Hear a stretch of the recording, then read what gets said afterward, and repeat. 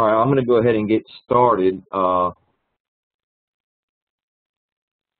Thank you for joining us. Phil and Larry, you guys are present? Yes. Okay, great. Close some of these boxes down.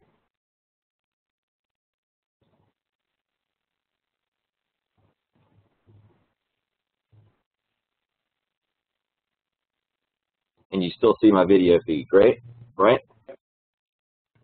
Okay, thanks for joining us. My name is Randy Sklar. I'm with Sklar Technology. We are presenting on how to keep your data safe today, the new threats and trends that are occurring in the world of cybersecurity. Before we get started, I've just kind of found a couple of news articles recently that are sort of occurring, just to kind of get an idea, pulse for what's going on in the world of cybersecurity. It was a report of a Virginia-based title insurance firm in Vienna that reported that they're suing Capital One for $207,000 following an 8-day cyber heist where they involved more than $2 million in lost dollars. The first three were the $207,000, and Capital One is not refunding them that money. They did refund them on the other 12 incidents. So that's happened just in the last few weeks. There's a medical center that was a victim of a ransomware attack, and I'll go over what that is in detail. Essentially, the hackers captured their data and locked it from them, and they had to pay $4,200 to get their data, access to their data. So that was very disruptive. And then let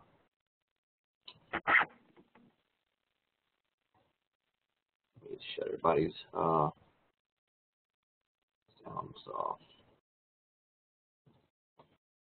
And then lastly, hackers, it was in the Wall Street Journal that it was reported that hackers are shifting their attention towards small businesses. We'll get into more of that in just a moment. But it was a newsstand up in Chicago, and the gentleman had to pay $22,000 because Visa refused to allow him to use his credit card processing services with them until he could verify that they wouldn't be at risk anymore. So let's go ahead and get started on the presentation. The first part we're going to go over is hype versus reality. It's a lot of misled information, a lot of confusion on what's actually happening and why you may be at risk or why you may need to be concerned. The second part is helping build an asset mindset into your organization to help protect your information and your data. This is actually the most effective way to secure your data. And we'll get more into that in just a moment.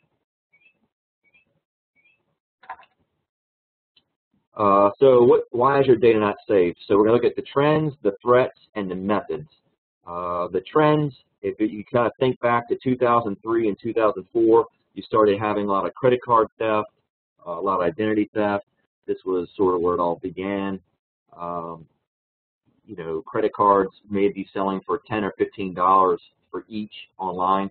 Today they just go for pennies, not a lot of value there. Same with identities. In 2004, Lowe's was one of the first major security breaches. The way the perpetrator got in, his name was Brian Salcido.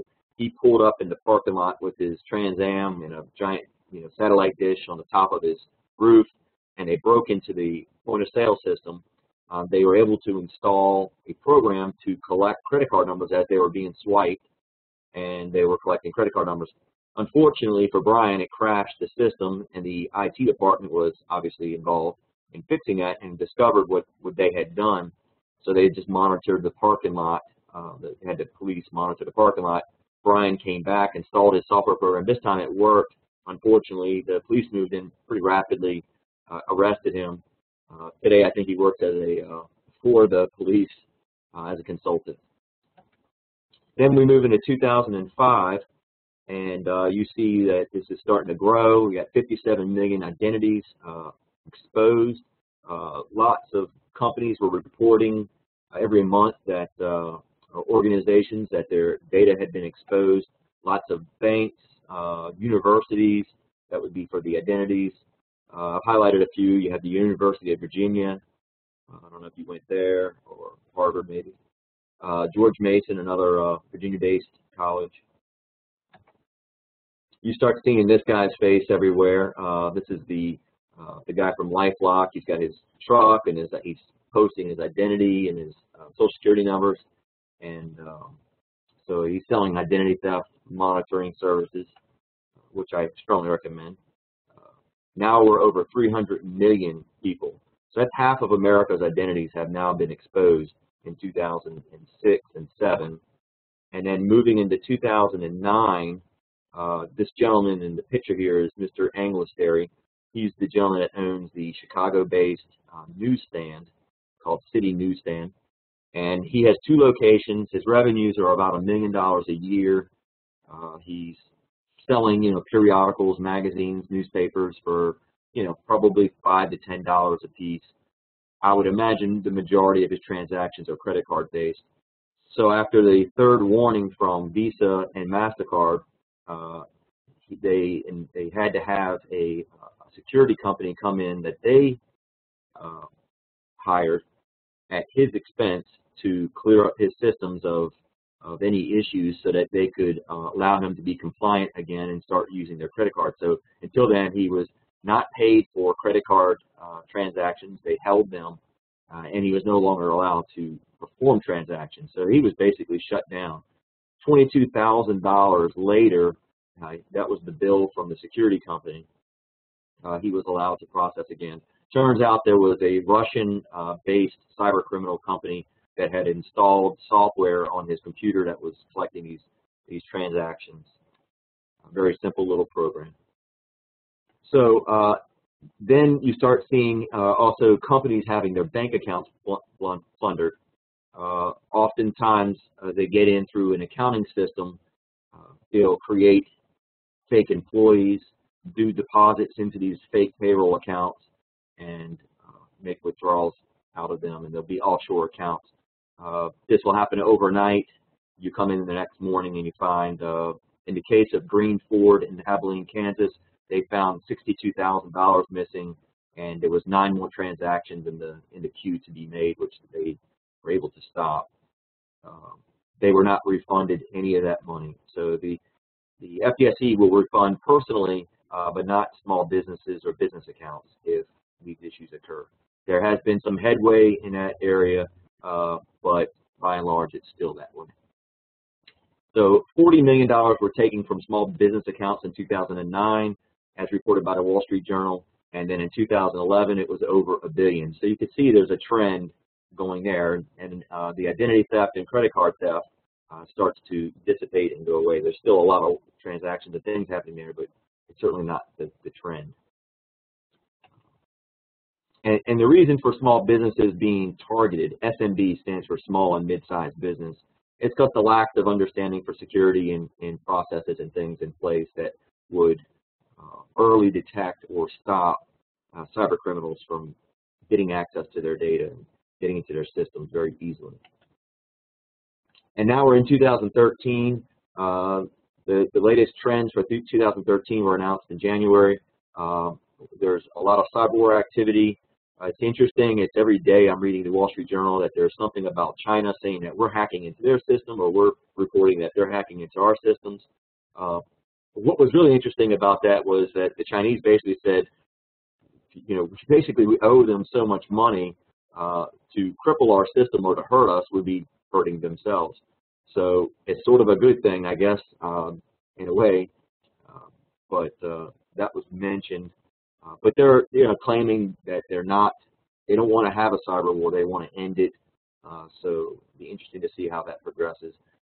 In early 2011, the United States had released an article of war, basically stating if somebody was to attack us, a country was to attack us through a cyber attack, and it caused loss of life or mass destruction, that we can and will retaliate with physical warfare with bombs and things. So I thought that was pretty interesting. And there was actually a case where that almost happened. They were considering it based on a retaliation on a cyber war attack that we did on Iran. I'll get to that in just a minute. And then you hear more about these ransom attacks. That seems to be a big trend. And a lot of the smartphone apps that you're finding on your smartphone, a lot of them will be infected, and so they're getting into your phones and tapping into your phone calls. They're accessing your emails. They can do all kinds of things once they access your phone. It's often overlooked how important the security is for your mobile phone and how lax there is for security measures on your phone device. The security manufacturers are way behind, so it's an easy target. So ransom attacks seem to be the prevalent attack for 2013. This is a screenshot of a ransom attack that occurred not too long ago. It looks like it's from the Department of Justice. It's very official looking. You have to pay $200 fine to unlock your computer. There's a number of these things that have gone around. I've seen as little as $40 or $50 to download some antiviral software program that will remove this virus. It's all a hoax. So who is after it? Who is behind this? So there are new people, new targets. China and Southeast Asia was the primary source of these things. I recently saw where Russia is about a quarter of the attacks, and China is actually far down on the list, 10th or 11th. And so that I think goes along with what they're saying, that I think they just want to keep close tabs on us. I don't think they want to disrupt our country. But in Russia, I guess they have a different mode and objective, and they don't care, and they're the primary source behind these attacks. The United States ranked in the top 10 as well, so we're doing a fair amount of attacks as well. And this business has grown to over $1 trillion business. I haven't gotten the numbers for last year yet. They'll be released soon. But these, for the last 3 years, it's exceeded the illegal drug trade industry. So, which makes perfect sense because it's a lot more work and effort to grow and harvest and distribute illegal drugs than it would be to sit behind a desk, create a software program to collect data, and then find ways to sell it or steal money at a bank account. A lot less effort. So this is actually a screenshot of a company, a cyber criminal group called Shadow Crew. Shadow Crew was responsible for the breaches of the 3 largest breaches in history. It was Heartland Credit Card Processing, TJ Maxx, and the Hannaford Brothers, which is a grocery store chain. TJ Maxx being the largest. And they were just selling here on their website. This site has since been taken down, but I love that they had this logo, Stop Talking, Do Business, and where I've highlighted in yellow where you can actually go in and purchase credit card numbers and bank accounts and all kinds of information. So new ways to make money, as I mentioned, the ransomware. So the method, how are they getting in? It's not a firewall issue, and it's very important. It's still a misconception. In fact, I've been reading reports where the United States is trying to help these large firms. They're asking for support and help because it's an affordability issue for some of these firms to secure their data properly. So, Obama's coming out with all these new laws and regulations, and he's missing the point, and all of them are missing the point. They're all focused on the network and the firewall and those things and the systems. They're not looking at the data. So if you secure your network, but your data is in a cloud service somewhere, meaning it's not even at your office, you're missing it. It's not happening there. And it's interesting to see the misconception. The thought is that you have to secure your network to secure what's behind it. It's kind of like you lock your doors at night to protect your people that are in the house, yourself and your family. It's starting with the data and finding where that is, and then going outwards, to the applications and the systems, and then the network. So it's very difficult for them to put their arms around this. Then there are other tools, keyloggers. They're keystroke logging programs. They record your keystrokes as you hit the keyboard. Bot code, we'll get into more of that in just a minute, and then botnets, which is a way to distribute and correlate and bring the data that they're stealing back into their servers and things, these cyber criminals. So where should you be concerned? The biggest concern is with cyber attacks is through phishing scams. I've gotten all three of these. I've gotten the fake Verizon bill, I've gotten the Better Business Bureau scam, and I've gotten the FedEx package alert. I've gotten one that said my flight had been changed, and so you had to click on a link. These scams are very legit. They look very well put together, and it's easy to fall victim. The biggest problem is that if you're not falling victim to these things, there could be people in your company that are, and it's very likely that they are at some point.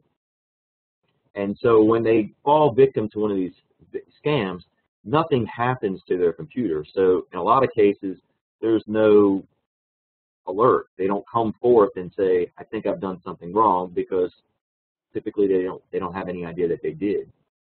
So that's really the biggest issue. It's education and awareness is really the lack in security today, and it's where we need to be concerned, is how many of our users are not aware of what's going on. So how do we deal with this? So we need to build an asset mindset, and I'll get into what that means in just a moment. We need a new approach. So let's look at how security works. There are three questions that we need to continually ask ourselves. What am I trying to protect? Where is my data? Where is this information? Is it on my server? Is it on laptops? Is it on memory sticks? Just today in the Wall Street Journal, they were saying it's to get into a power grid. For a cyber criminal to attack a power grid, all they need is a USB key with an infection on it that they can plug into some sort of system that's connected. It doesn't even have to be connected to the network. They plug it into one of these interface machines that interfaces with the power grid, and they can compromise the whole system and shut off power in a city. And that's just amazing to me that these power companies are thinking, because they're not attached to the internet, they're missing it. So what am I trying to protect? Well, a very simple solution to that would be to disable USB ports across the board. But they think they're safe because they're behind a firewall or they're not connected to the internet. So always be thinking about what you're trying to protect. What are the relevant threats? Relevant is the key word there. We just went through the attacks have changed. The way they're breaking in is different. Nobody's breaking in. In most cases, you're allowing them in. And then how comfortable am I with my organization's ability to detect something? Because nothing happens. So if nothing happens to your computer when it's compromised, how do you know you need to do something? So detection is becoming more and more a challenge. When we got a virus before, it was obvious your computer was messed up. So let's look at Security 101, and we're just going to use the principle of a house. In a house, you would have all kinds of security measures on your home. We have locks, deadbolts, alarm systems, 911. You can have neighborhood watch systems. And if you look at some of these things that I've listed and mentioned, they're pretty standard across the board in all households. Some have more, some have less. Some may be missing columns altogether. They may not have any kind of gun or defense. And so they're broken up into three categories. And what you end up with is a layer of protection, just to keep the people out, detection, to hear them come in, and then your response to deal with them once they're in. So the biggest problem here is to correlate this to the network, to the internet, to your data. And so what we end up with is this cloud represents the internet, and attached to the internet are millions and trillions, I guess, or at least billions of businesses. This is a global issue. There's no boundaries on the internet. Crossing borders and crossing countries and seas and oceans. That's not, I could send someone an email in Japan just as quick as I can send it to any one of you. So you have law firms, you have your company, you have healthcare organizations, all kinds of businesses. You have home systems that are connected to the internet, and they all have computers and they all have data. And also connected to the internet are cyber criminals. And as we mentioned, the majority of them today come from Russia, Southeast Asia, China, India have been a typical source, the Middle East. and then you're in the United States and Northern America. And they're connected to the same network, and they distribute what they call the bot. And so a bot is a software robot. So I mentioned the keylogger. Let's just use that as an example. So they'll develop software programs like a keylogger. They'll distribute it through phishing attacks, and one of your end users, or maybe you, would fall victim to one of these scams. When you click on the link in the scam or the attachment, you download a software robot onto your machine for them. Again, nothing happens to your computer. Now they can have you send them the data. So the red disk here represents your data, and then they get it, and then once they have it, they can cash it in and make money and resell it. And remember, some of this is through ransomware attacks, so they're holding you hostage. Imagine your accounting system or your accounting database being locked. You know, your inventory, your accounts payable, your receivables, all that is unavailable and is locked down. So how do we correlate this protection, detection, response mindset into your world of protecting your data? So think of it that way, and then fill in these 9 boxes: administrative, technical, and physical layers. So we all have firewalls and virus protection, at least we probably should have. Maybe even passwords. Sometimes passwords are weak. The value of a password has certainly gone down with things like keyloggers and surveillance software infections. Are you able to detect? Are there assessments going on where people are looking to see if there are bots on your machines? Is there an intrusion detection system? Is there any kind of ongoing effort to see if somebody's in sifting data? It was reported in the Wall Street Journal that the FBI stated that on average it takes 15 to 18 months for a company to discover that they've been compromised.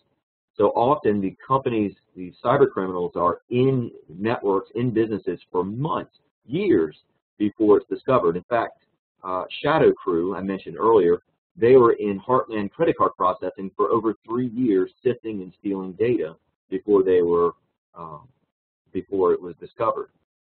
For 3 years, and this is a credit card processing company, so they're already known that they're in a, very vulnerable to being attacked. High on the list, I would imagine, certainly during the time that it occurred in the mid 2005, 2007 time frame. And they were also considered PCI compliant. So it tells you a lot about how much the value of being compliant is. And that still rings well through today. The compliancy is in most cases, a joke. They still just ask the basic questions: do you have a firewall, and do you have virus protection? Some of you may have even been audited lately, and they'll ask you if you have those basic measures, and that's it. Firewall and antivirus. Well, neither one of those things do anything to protect or secure your data today, or very little to do so, I should say. And then is your equipment or your data stored locked? So if your data is at a hosted service or a cloud provider, who has access to it there? Is it even locked? Are you sharing space with other companies? Is there, when they're doing their hiring, the service provider, are they doing background checks? These are things that are often missed. Many of you may already know that I'm very skeptical and very leery of hosted, web services or cloud services. And there's been a lot of issues with loss of data and mishandling of data. But when you give your data to a service provider, it's theirs, and there's very little you can do once it's in their possession to make sure that it's being secured, unless you go and visit their offices or ask questions. It's often that there's a contract that you need to sign stating that you abide by their rules. I would say that you would need to do the same thing back to them and say, well, these are our rules. We'll get into more of that at the end of the presentation. So do you have an incident response plan? What would you do if your system was compromised? Do you know what's required? In the state of Virginia, it states you have to notify people as quickly as possible. So if you have 10 or 20,000 people in your database that you have to notify, you may not have the resources to print 10 to 20,000 letters and mail them out. So there's all things to consider. So we just went over as a recap that the principle of the house, that detection is the key. You cannot keep people out of your house. You cannot keep people out of your data systems. You have to be able to detect them and rapidly respond, not the average 15 to 18 months. I would say that's not rapid. And the principle of the cloud, that the firewall is no longer the issue. Passwords, firewalls, antivirus, that's not what's going to protect or secure your data today. And then the principle of the coverage model that we went over, the 9 boxes, and making sure that all 9 boxes are working together. Think of it as 9 plates that you're spinning, and if you focus too hard on one, the other ones will fall, and then you're more vulnerable. So where should you look? I mentioned before, most would think to look at the network first and make sure your system is firewall. This is a common question I ask in interviewing technicians. I would ask a simple question: how do you secure a network? The first answer is always making sure that the firewall is installed and that there are measures to prevent outsiders from hacking in.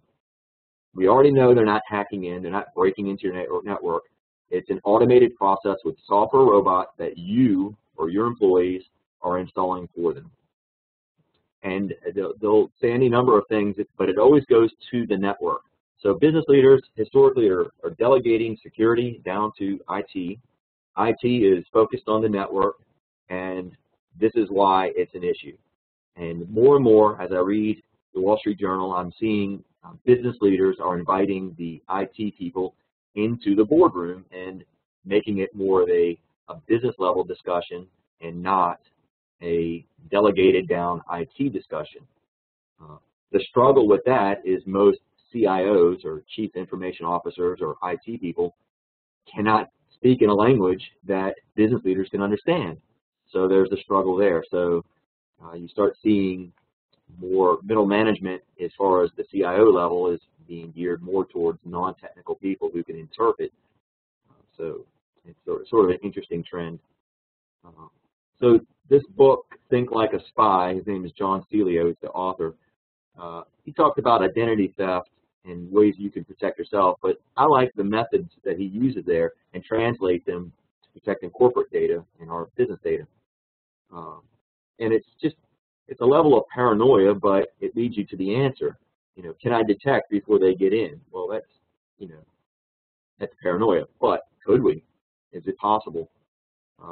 If they got my data, how could they profit? Could they get into my accounting system, create fake payrolls accounts, and offshore the money before I came in the next morning? Could they recruit one of my employees? So if you had an IT person that worked in your organization, could they be paid off? Are they disgruntled? Are they potentially hacking? That's actually one of the most common ways that companies are compromised is an insider, somebody that works with a cyber criminal company organization to steal data. This is typically in the enterprise or higher level, bigger companies, but anything's at risk. So evaluate your risk. The leadership mindset. Think of it as a 2-axis thing here: impact and likelihood. Just like you would with an airplane. If we had an airplane go down, you're going to have a high impact. You cannot change that. You'll have lost a life in most cases. What can be changed is the likelihood. So I have the regional airline listed as a higher likelihood than a national airline, and I think that goes hand in hand. In fact, I heard just the other day we had a plane crash not far from Richmond.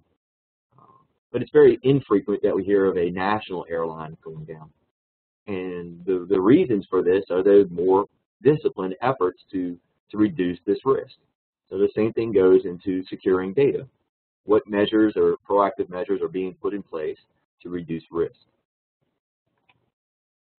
And this is the technology mindset versus the asset mindset. And this has been since the beginning of time, and it still goes on today. In fact, I recently met with an organization, and the business leader was supposed to be involved, and the last minute he had to be called out. And so I met with the IT person, and he was totally disinterested in the data and how it was being protected, and was totally interested in how many lights and hard drives and bells and whistles the server was going to have. And it was very disappointing, and the decisions that are being made are being missed. They're focused on the wrong areas. They're focused on product features. They're focused on brand names. They're focused on how easy it is for him to maintain it himself versus where the value of the data that's going to be on that system, and how are we going to make sure that that data is, stays secure and highly available so that the system is not out and down. He's opting to not invest in some of the services that he's unable to provide himself. He's really not even the IT administrator. He's really just one of the employees that happens to know more about IT than the others. So that's an ongoing battle that we see. So your job as a business leader is to stay involved and to always ask the asset questions and focus less on the technology questions. So measure it, take a look at it, and monitor the activity, and then every few months or years, take another look at it. Your business model may change, the software applications you use may change, where your data is stored could change. Always focus on detection and response. Those are the most difficult layers of security. The protection layer is the easiest and is made easier by manufacturers. Companies like Cisco or Symantec or these technology-based companies, HP, Microsoft, they are creating virus protection programs. They're creating firewalls. They're creating protection measures. Very seldom do you hear of a company like that creating a detection layer service or offering. So that concludes that portion. Now I'm going to just touch base on this cloud computing. I often get asked about this, and I think it would only be fair that I covered it. It kind of correlates with the other information I shared. So the application service provider was a term that was used back in the late 90s, ASP. So this cloud computing is not a new thing. It's an old service that's been around for quite a while and is still the same basis. Basically, they're hosting your applications and your data. It's just now called cloud computing. So I don't know why it's a new thing. It's not. It's been around. And so basically, this is an example of a CPA firm. Essentially, what you're doing is you have all of your data, and this is any business has email in most cases, financial records, client information, intellectual property, and they're giving this information to the cloud provider, and so the data is now stored and hosted there, and you're connected to it through the internet. So you may have shifted some risk away. You don't have to have server systems, maybe, although it's very difficult to get all of the data out. But if your internet connection is disrupted, then you can't access your data. There's certainly going to be speed constraints. If a connection between the internet and the cloud provider, maybe not between you and the internet, is disrupted, then you're going to be out. And as I mentioned before, when you give your data to a cloud provider, you give them the data. They own it at that point. There's very little in the way of legality or legal measures that state that it's your data anymore. And if they give you your data back because you want to leave them, there's nothing that states they can't keep a copy. And if the company that's hosting your data is compromised and your data is exposed, you're still liable. It's still your responsibility. You're still the one that's going to be held responsible. So who has access to it once it's there? You don't know in most cases. And there's some things that are happened over the years. Data loss. T-Mobile lost data for their clients. There's a little small firm called Magnolia.net. They lost data. Amazon has lost data and had outages on at least 2 occasions. Denial of service attacks. This is where an intruder or cyber criminal will flood a website or a web service with requests, and it cripples it. It shuts it down. This has been very common with banking firms in the last 6 months to a year. It's happened time and time again. They'll just shut them down essentially by flooding them with denial of service attacks, by overwhelming their system. Bottlenecks, oversubscribing a system. So if you're hosting primarily CPA firm data, and at the beginning of every year, the first quarter, it's going to be oversubscribed. The system may go slower. So all of your customers will then see a slowness. that's not very good for the businesses that are hosted with you. So focus on your assets, focus on the 3 layers of security: protection, detection, response. Continue to ask, where's the data? What am I trying to protect? Can I respond? Am I able to know that somebody's in my system before the data is exposed and stolen? Everyone who's attended today is certainly welcome to a complimentary risk assessment. We'll come in and just verify that your systems don't have these bots on them. Also look at other vulnerabilities, and if you're interested in us bringing our security team in to do this, we can certainly do that for you. Just need to send me an email or give me a call. The number's provided on the screen, and we'll be more than happy to do that for you. If you have any other questions, certainly send me an email or give me a call, and I'll be more than happy to go over that with you. I hope you enjoyed the presentation, and I look forward to speaking to you in the future, and hopefully having future presentations like this. I'm always open to new ideas and new things to present on. So if you have anything that you're concerned or wondering more about, shoot me an email, let me know, and I'll see if I can't come up with a presentation to deliver on it. Thank you very much. Have a good day.